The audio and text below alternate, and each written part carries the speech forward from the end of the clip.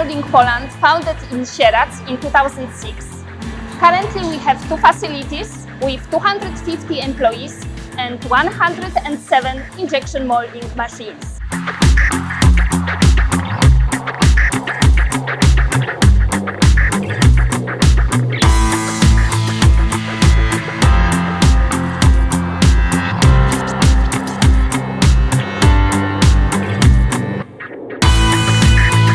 Our machines are in range from 30 till 1,500 ton in clamping force. We have built competences in 2-component injection molding.